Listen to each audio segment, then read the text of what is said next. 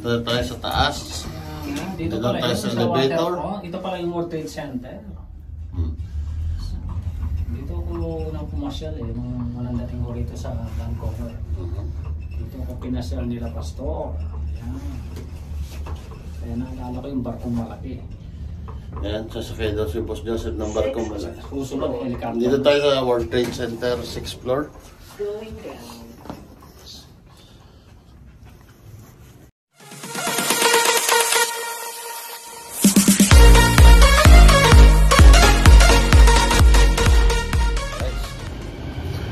Kami po ay pupunta ng downtown Vancouver. First time namin mag train, first time ko rin. Kaya dito tayo, waterfront. So, dito po yung Karatula waterfront.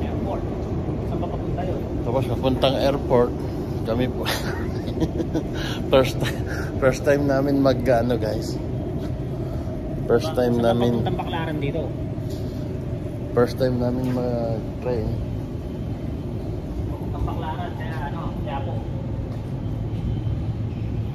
Kami po ay first time namin sumakay dito. Sasamahan natin si Boss Joseph doon sa embassy. Ayan. Interviewin natin kung ano ang masasabi niya. Malamig. Masasabi ko lang malamig. At pupunta tayo ng Quiapo. Bababa tayo ng UN ba? Recto. Hindi na namin na-vlog yung pag-meet up namin kanina dahil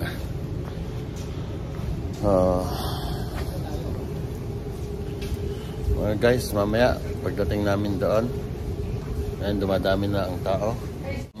Ayan guys, nakasakay na kami at kami po pupunta sa embassy, Embahada ng Pilipinas. Boss Joseph, kami. Ito na guys, nandito na kami sa downtown at papunta na kami doon sa embassy, Philippine Consulate, General Consulate, dyan sa building na yan. Yan yung building na yan, yung matangkad, mataas. Oh. Ayan guys, Vancouver. Ayan guys.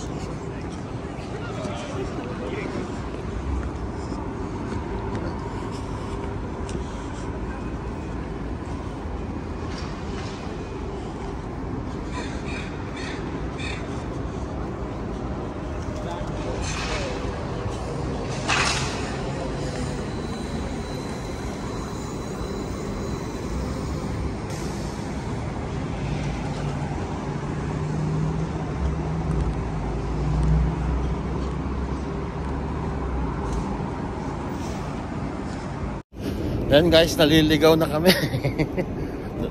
Dalawang taga-Bukid pumunta ng city. Naligaw. Ka na dito, maliligaw ka pa. Ano ba yan? Hindi naman tayo dito. Sa US, hindi tayo maliligaw. Pero balik rin natin yung damit. Guys, ng mga matatanda. Andito tayo sa Baclaran. yan.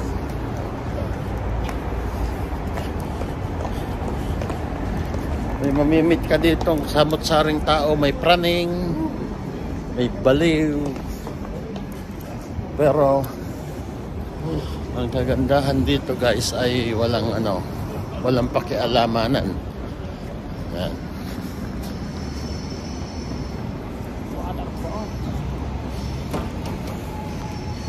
At ang dito tayo dapat lumabas kanina. Ano ba yan? Dito, yung dulo ng train.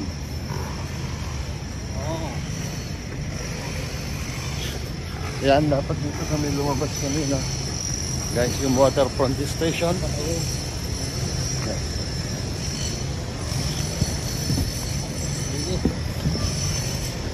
natin? Tayo ni Joseph. Paano the place? Ayan nga. Oh, bakit? Doon ba yung embassy? Ako eh. Naita rin tong kasama ko, guys. Sabi niya, oh, ito yung daw yung Canada Place. Ayan nga naman yung Canada Place.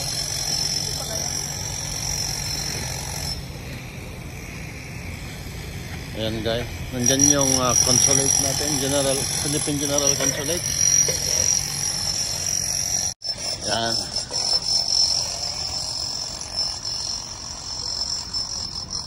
So, ito po yung Canada Place, guys. Yeah. Diyan sa kabila, sa gilid na. So, ito po yung Vancouver Port.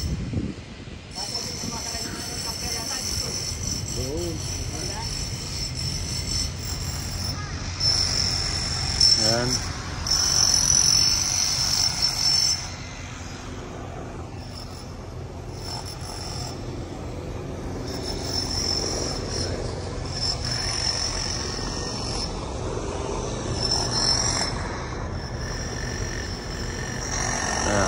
Kasi si Boss Joseph kailangan niyang magpagawa ng SPA, guys. Kaya sinamahan natin siya.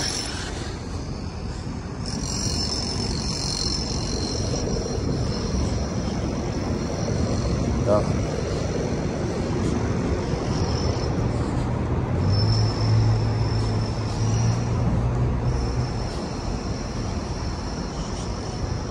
Yan, guys. Huh? Malapit sila pastor dito. Diyan lang sila pastor eh. So, akit tayo dito sa World Trade Center.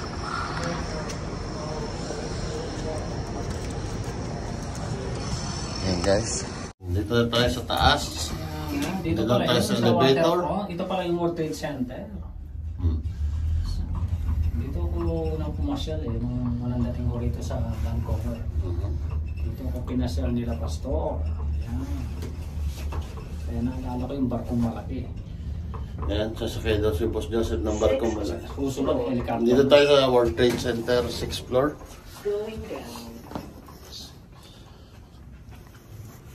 Ayan, dito tayo sa loob, guys.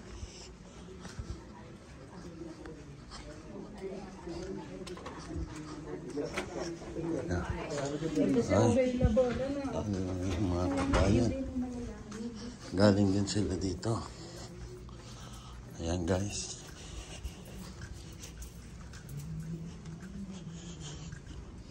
Ito. Makita natin yung logo ng kwan. Ayan. Ito tayo. Guys. Turan mo ko dito. Oh, si Boss Joseph ay hindi lang picture. Video pa. Turan mo ko mamaya sa cellphone ko. Republika ng Kasi sa embassy. Republic of the Philippines. Ayan po yung logo natin. Guys. Pahiga mo lang. Isang kamay mo. Yan. Isang kamay mo lang yan. Pahiga. Yun. Hindi, sige pa. Isa pa. Dito, kabila. Ayan, guys. So, nag-aantay tayo ng nag-aantay tayo ng 20 minutes. ng appointment doon sa taas. So, habang nag-aantay tayo, si Boss Joseph natin ay nandito at kasama natin. I-share lang namin yung mga konting experience at kung paano. Ito po ay raw, walang edit, walang hindi namin pakay yung gagawa ng content na sa para i-vlog lang, may masabi lang. Ito po ay parang pawang katotohanan kasi ito pong kasama natin ay pastor. Pastor Joseph. Lagi niya akong dinadasalan. Pagkakain kami, lagi nagdadasal, guys. Way back 2000, ano ba tayo nagkakilala? Paano ba? Sa pamamagitan ni Rico. Anong pangalan? Campomanes. Yeah, kay Rico Campomanes ng Intermark, pero parang lumipat na yata siya sa Prince. Hindi natin pinangungunahan si Rico, pero hindi ko alam kung anong plano niya. Ngayon, mula na nakilala ko si Rico, pinakilala sa akin si Boss Joseph. At syempre, tayo naman kung ano yung kaya natin ay gagawin natin. Huwag lang pinansyal dahil wala akong pera. Ayan, at pagsasalitain natin si Boss Joseph, pakinggan natin ang kanyang testimonya. Ayan, nung nag-umpisa siya dito sa BC kasi originally galing siya ng Quebec ba? Ontario. Okay, Boss Joseph, ikwento mo ngayon kung anong nangyari. Summary natin. So yun nga, gaya ng sabi ni Buds. Tagasan mo konti yung, huwag kang mahiya. Gaya ng sabi ni Buds. Ayan, gaya ng sabi ni Buds. Siyempre una, magpasalamat muna tayo sa natin, sa may likha, no? Kaya lahat ng bagay naman ay magpapasalamat natin sa Panginoon. Kaya kasabi ng Bible, ng Proverbs, na magpapasalamat ng awit, magpapasalamat kay Yahweh isang mabuting bagay. Maliit man yan, mga pagsubok man yan, magpapasalamat natin sa Panginoon dahil alam natin na hindi tayo mababayaan ng Panginoon. Okay, so ganun nga, no? Nakilala kami ni Buddy, 2022 na siguro. Makilala ko siya, pinakilala sa akin. Buds Rico, ayan, si Buds Rico. Ayan.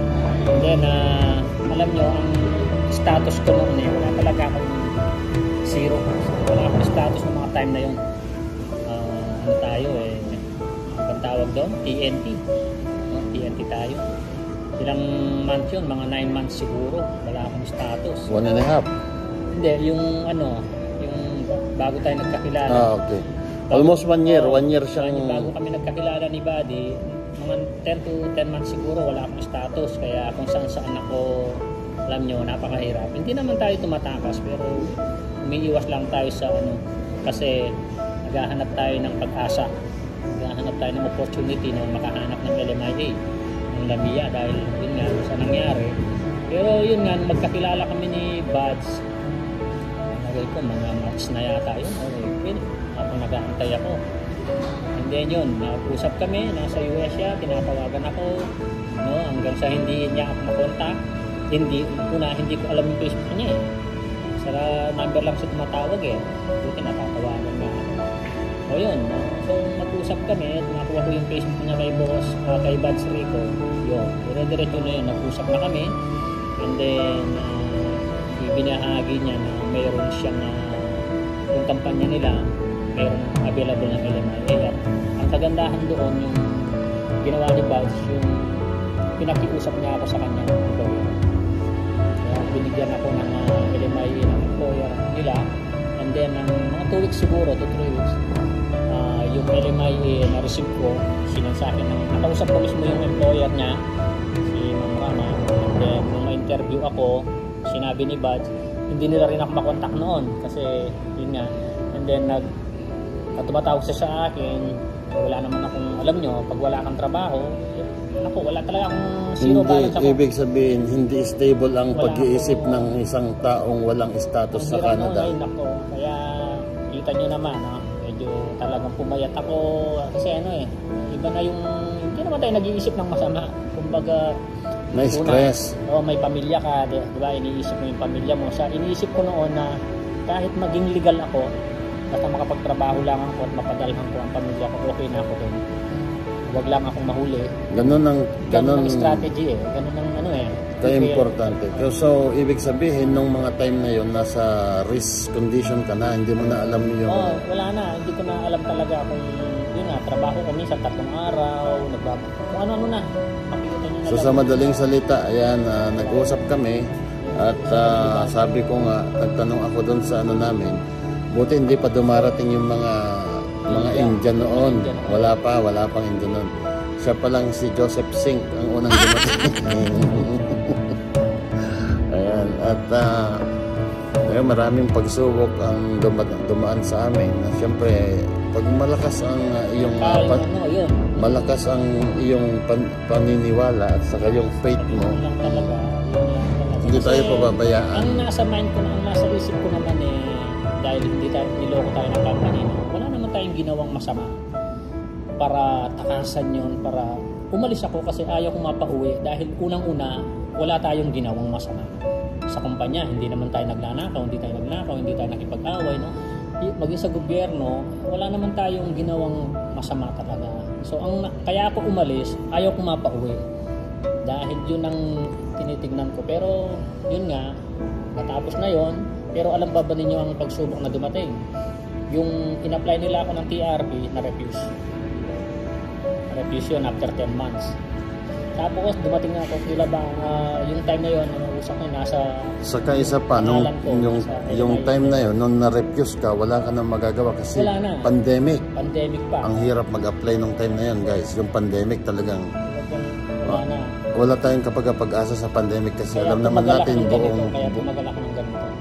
natin buong mundo parang nagluksa or parang parang hirap. nanahimik ang industriya ng kalakal or trabaho. Daming nagsara ng mga Oo, ang hirap maghanap ng na yon. Kaya napakahirap na pagsubok yung kanyang dinaanan, and then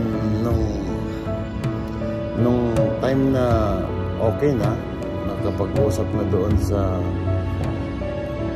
nakausap na siya ng employer namin ngayon. 2 weeks. Tapos ang problema naman niya ngayon, sabi niya, may sasakyan ako pero ayaw kong dalhin. Ayun nga si Timothy. Ayan si Timothy, guys, ay isang 2005 Grand Caravan. So hindi niya alam kung makakarating siya ng Vancouver. Sabi ko, i-drive mo lang kung saan ka dadalhin, sige. Kasi napaka-importante dito yung sasakyan. Hindi ka kagaya ngayon, hindi ka makakakilos kung wala kang sasakyan. Basta kung saan siya huminto. Hindi naman kami nagpre-pretend na yung kailangan ng sasakyan, pero yung katotohanan ay kailangan ng sasakyan kahit luma, basta meron kang sasakyan. Sasakyan mo na talaga dapat priority mo rito. Kasi hindi mo magagawa lahat ng yung magagawa mo doon sa wala kang sasakyan at saka may sasakyan ka. Isang lakaran lang maghapon na yon. Lalo sa kanya, nakatira siya ngayon doon sa Langley. Ngayon, ang magandang balita ngayon ay sa pag-aantay niya, umabot siya na-refuse yung application niya nung una. Ngayon, naka-receive siya ng... Sa pangalawa, na-refuse din. Oo, na-deny din yung application niya. So, kaming dalawa ay nagpanic. Sabi ko, anong gagawin natin ngayon? Another pakikiusap, pakikisama na naman, magpagabait na naman sa kumpanya. Basta sa continue. Nung umuwi ka ng Pilipinas. Bago ko umuwi kasi... Hindi, nung dumating siya dito, in-apply siya nung LMIA para makuha yung working permit. Pero, ang katanungan ng gobyerno, kasi umabot na siya ng 1.5 year na walang status, parang nagduda yung ngayon, sinubukan pa rin nila yung paper application. Ngayon, dalawa na ang magiging potential ay either nalaman nila yung address ni Joseph kung nasaan siya, may tendency na hulihin siya, i-default siya kaagad. Ngayon, talagang blessed pa rin. Ang Canada ay talagang nagbibigay ng opportunity. Hindi ka naman masamang tao. Ngayon, nagpa-add sila ng additional. Pinuntahan siya doon sa bahay, kasama ang palad. Wala naman, hindi siya inabutan doon. Kaya, ayun na, nandun na yung mga duda-duda na nagtatrabaho. Nandun na yung mga duda-duda na after ilang months? Yung ngayon, 8 months yun. 8 months na nag-antay. Ngayon, sinabi ko kay Buddy no na ayoko na. Diba? Sa tayo. Na ako. Surrender na ako. Aalis na talaga. Yung talagang plano ko dahil wala. 8 months, biruin mo. Nag-aantay ka. Walang dumarating sa'yo. Talagang backup na ako. Balak na talagang umalis talaga dito sa Vancouver. Ngayon. Talaga, masabi ni Buddy, sabi ko muna ng employer ko ngayon sa kabilang banda na sinabi niya bakit pa tayo susuko kung bakit hindi pa na 8 months nga na-intay mo isang buwan hindi mo sabi ko nga sa kanya noon nagapag-antay ka ng 8 months yung pang 9 months hindi mo maantay so kasi Yung sitwasyon ko kasi... Hindi, kung ano, kumbaga sa ano kasi yung sitwasyon mo noon, hindi mo na, wala ka na sa... Wala na. Yung isip mo hindi na kampante ba? Kung makita niyo ako Kung makita niyo noon, talagang ano na. Eh, kasi siyempre... unang number one kasi ang pamilya natin. Ang pamilya ko. Naalala ko kasi nag-aaral yung mga anak ko, di ba? Saka hindi rin naman natin ano. Binabayaran ko sa bahay namin. Ngayon, ang ginawa ko, hindi ko siya sinabayan na yung ayaw ko na, yung sasabihin ko, sige, uwi ka na, hindi. Sabi ko, kaya mo yan. Mag-ano lang tayo, mag-antay lang tayo, sabi ko. Ayun nga, nakapag-antay kami ng sulat, akala namin nun approve. Naku, nung dumating ang sulat, na-deny yung application niya. Ngayon ay ang nakalagay doon sa sulat, guys, alam niya kung ano, sabi ng sulat, kailangan lisanin mo ang Canada sa madaling panahon, walang date. Pero hindi, pupunta kami. Oo, tapos andun na yung plan. Ngayon, sabi ng government, umalis ka na ng lumabas ka na ng Canada, umuwi ka na ng Pilipinas. Ngayon, ang ginawa ko naman nung na-receive ko yun, lahat kami naman ay nalungkot. Employer namin, yung mag-asawa, si Joseph, pamilya niya, siyempre ako, nalungkot din ako, parang ano rin. Pero binili ko siya ng ticket, pinangakuan naman siya ng kumpanya na sige, wag kang mag-alala dahil tutulungan ka na makabalik.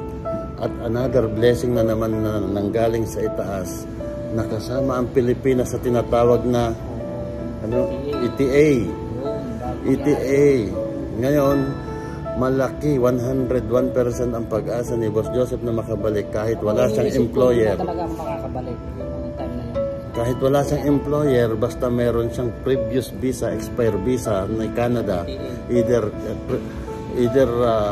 alin doon sa dalawa, yung expire visa ng 10 years, previous 10 years, or meron kang currently visa ng US. So, meron siya nun. So, ngayon, ang ginawa ng kumpanya namin ay, ayun, nandun na yung emotional feelings, nandun na yung mga nag-iiyakan, hindi mo na mapigilan yung mga luha nila. Pero sabi ng kumpanya namin, huwag kang mag-alala, umuwi ka, babalikin kita ng within 2 weeks. Sabi nila, hindi man natupad yung 2 weeks na yun. Umabot siya ng less than 2 months doon sa Pilipinas. Nag-enjoy muna siya doon sa Pilipinas. Habang ako naman dito ay nagmo-monitor, tanong ako ng tanong, nag-chat daw. Sabihin ko rin kay Joseph, nag-chat. Nag-chat daw. Pero nung kapapalo up ko nagtatrabaho din naman sila. Sa madaling salita, ayun, nakabalik si Joseph, binumili na naman sila ng ticket. Ang masamang ticket naman, sa kahanap na naman ng mura na punta ng US, hindi na naman siya nakasakay kasi wala siyang US visa. Na-upload ako, wala akong US visa. Na-upload siya doon sa Pilipinas, buti sa Pilipinas lang. Ngayon, hindi siya nakasakay doon sa airplane. Buti na lang at si Boss Joseph ay may credit card. Thank you sa BMO. Thank you sa BMO. Bumili siya ng ticket niya ngayon. So, ayan, nakarating siya dito hanggang sa balik sa dating estado, nag-aantay na naman. Ngayon, nung dumating siya, hindi nila na ipasok, guys, yung LMIA niya, hindi nila na i-apply. Expire siya ng November 27, 2023. Panibagong problema na naman, guys. Panibagong problema na naman namin. Sabi ko, ano ba yan? Sabi ko, ano ba talaga? So, sabi naman ng kumpanya, huwag kang mag-alala. Yun na naman yung mga salita. Huwag kang mag-alala. No problem. No problem para sa kanila, pero ito yung tumayo sa katayuan niya.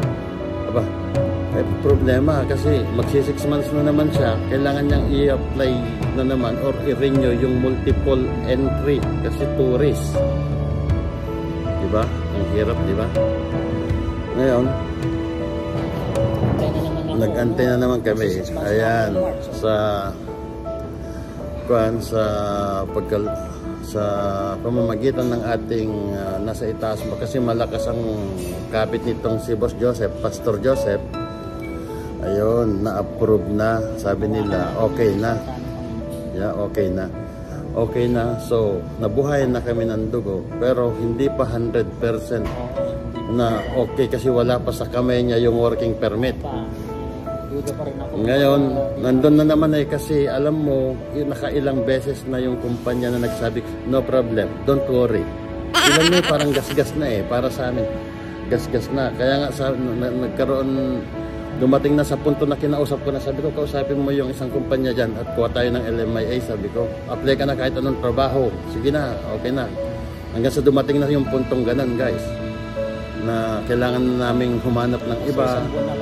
Oo, kasi isang buwan na lang siya, may expire na naman yung ano niya, yung tourist multiple niya, kailangan niyang i-renew. Anong dahilan na naman ng pagre-renew niya? Sa loob ng 6 months, yung unang dahilan niya na ayusin niya lang yung mga gamit niyang naiwan dito dahil pinauwi nga siya, kaya siya bumalik, ayusin niya yung mga gamit niya. So, ngayon, ang iniisip namin, anong idadahilan natin ngayon? Hindi mo pa naayos yung gamit mo. Ano ba yun? So, mahalata na tayo na pero gagawa tayo ng paraan.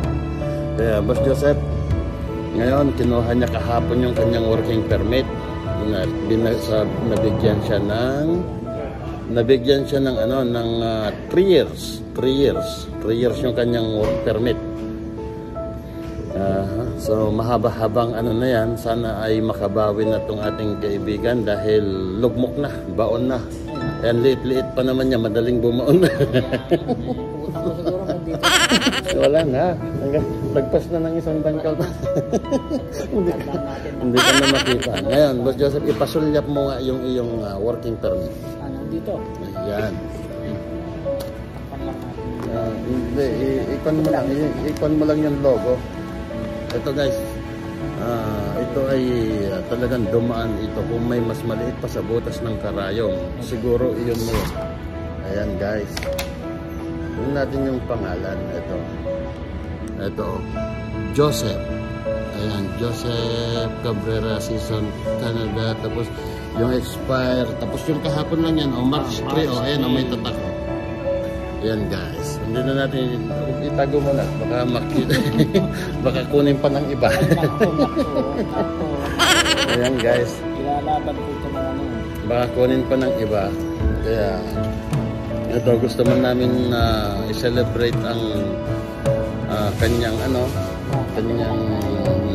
ito ay isang considered as victory.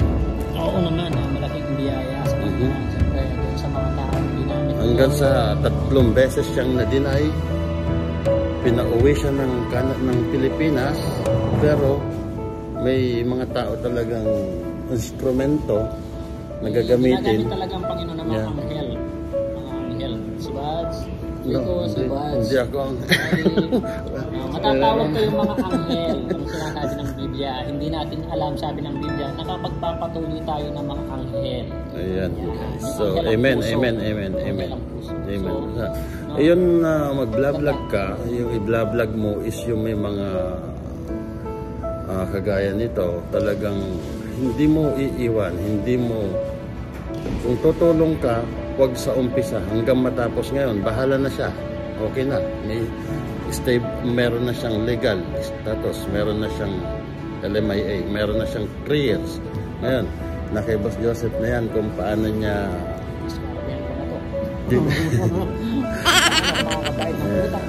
so ang problema na lang namin, basic na lang yan guys, basic na lang yung US visa.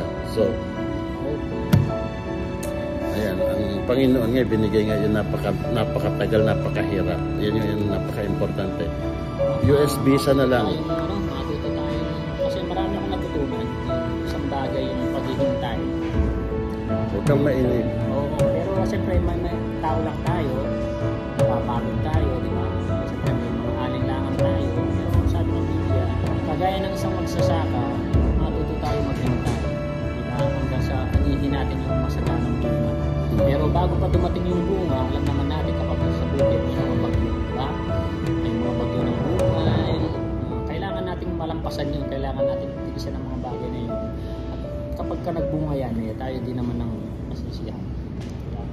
So Okay. yun. 10 minutes na lang. Oh, Okay guys, may kita na. part 2 ha, may part 2. May part 2. Abangan ang part 2.